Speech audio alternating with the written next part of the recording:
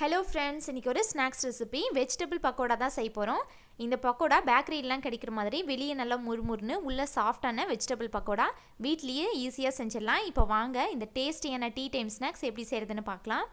அதுக்கு முன்னாடி கீர்த்தி சௌமிஸ் கிச்சனை ஃபர்ஸ்ட் டைம் பார்க்குறீங்கன்னா ரெட் கலர் சப்ஸ்கிரைப் பட்டனை கிளிக் பண்ணிட்டு பக்கத்தில் இருக்க பெல் ஐக்கானில் ஆல் கொடுத்துக்கோங்க. என்னோட வீடியோஸ் எல்லாம் பிடிச்சிருந்துச்சுன்னா லைக் பண்ணுங்க, கமெண்ட் பண்ணுங்க, ஃப்ரெண்ட்ஸ் அண்ட் ஃபேமிலிக்கு ஷேர் பண்ணுங்க. இப்போ வாங்க வீடியோக்குள்ளே போகலாம். இப்போ பக்கோடாக்கு கொஞ்சம் வெஜிடபிள்ஸ் எல்லாம் கட் பண்ணி வச்சுருக்கேன். இது பீன்ஸு, ஒரு 5 பீன்ஸு, இது அரை கப் அளவுக்கு இருக்கும். இந்த மாதிரி நல்லா தின்னாக கட் பண்ணி வச்சுருக்கேன். இது கூட 1 கப் அளவுக்கு முட்டைக்கோஸு. நான் முட்டைக்கோஸ் பொட்டேட்டோ ஸ்லைசர் இருக்கும்ல, அதில் ஸ்லைஸ் பண்ணி இந்த அளவுக்கு நல்லா தின்னாக எடுத்து வச்சுருக்கேன். பக்கோடாக்கு இந்த மாதிரி சேர்த்தா தான் நல்லாயிருக்கும். இது கூட ஒரு கேப்சிகம், குடமிளகா, இதை இந்த மாதிரி நீள நீளமாக கட் பண்ணி வச்சுருக்கேன். இது கூட ஒரு கேரட், இதுவும் அரை கப் அளவுக்கு இருக்கும். இது காய் துருவுற கிரேட்டரில் துருவி வச்சுருக்கேன். இது கூட 2 மீடியம் சைஸ் வெங்காயம், அதையும் இந்த மாதிரி ஸ்லைஸ் பண்ணி வச்சுருக்கேன். இந்த வெஜிடபிள்ஸில் உங்களுக்கு எது கிடைக்குமோ எது பிடிக்குமோ அதை வச்சு செய்யுங்க, அதுவும் நல்லா தான் இருக்கும்.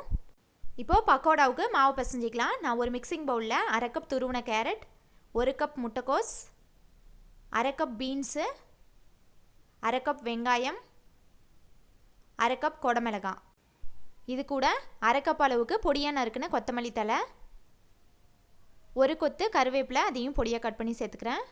1/2 டீஸ்பூன் உப்பு, 1 டீஸ்பூன் இஞ்சி பூண்டு பேஸ்ட்டு, இது கூட 2 டீஸ்பூன் அளவுக்கு காஷ்மீரி சில்லி பவுடர் சேர்த்துக்கிறேன். நீங்கள் வெறும் மிளகா பொடி கூட சேர்த்துக்கலாம். 1/4 டீஸ்பூன் பெருங்காய பொடி, இதெல்லாம் சேர்த்துட்டு நல்லா மிக்ஸ் பண்ணி விட்டுக்கலாம்.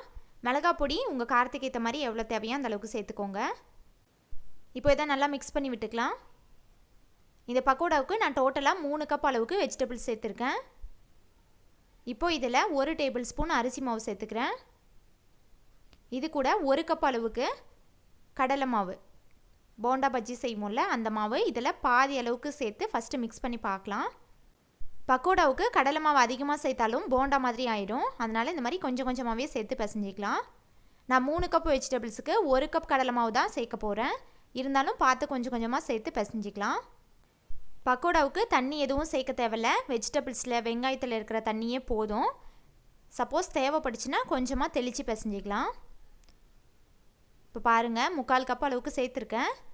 மிச்சம் இருக்க 1/4 கப்பும் சேர்த்துக்கலாம். அவ்வளோதான், 1 கப் நான் கடலை மாவும் சேர்த்துட்டேன். இப்போ அதை நல்லா மிக்ஸ் பண்ணி விட்டுக்கிறேன். பக்கோடாவுக்கு இந்த மாதிரி தான் வெஜிடபிள்ஸ் எல்லாம் கொஞ்சம் வெளியில் தெரிகிற மாதிரி தான் மாவு பிசையணும்.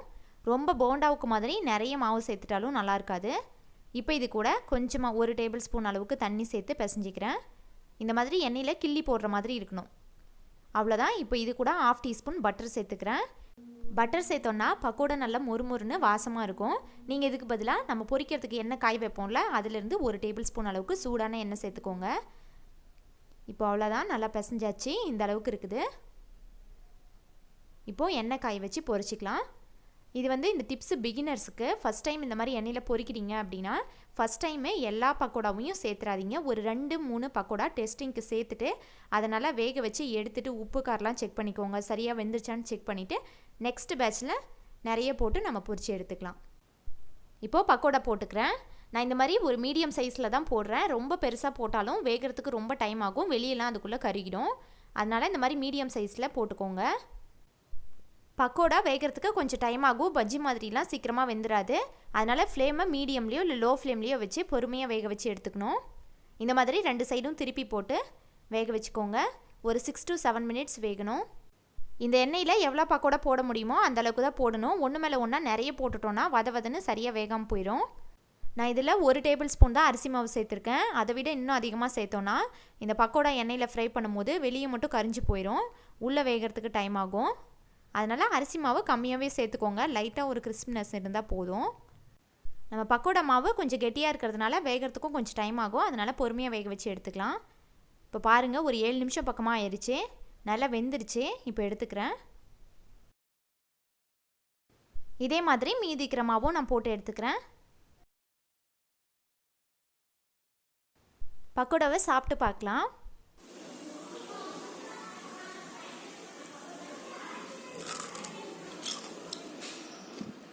அவ்வளோதான் ஃப்ரெண்ட்ஸ், நம்மளோட வெஜிடபிள் பக்கோடா ரெடி. இந்த ரெசிபி நீங்களும் கண்டிப்பாக ட்ரை பண்ணிட்டு ஃபீட்பேக் கமெண்ட்ஸில் சொல்லுங்கள். இந்த வீடியோ பிடிச்சிருந்துச்சுன்னா லைக் பண்ணுங்கள், கமெண்ட் பண்ணுங்கள், ஃப்ரெண்ட்ஸ் அண்ட் ஃபேமிலிக்கு ஷேர் பண்ணுங்கள்.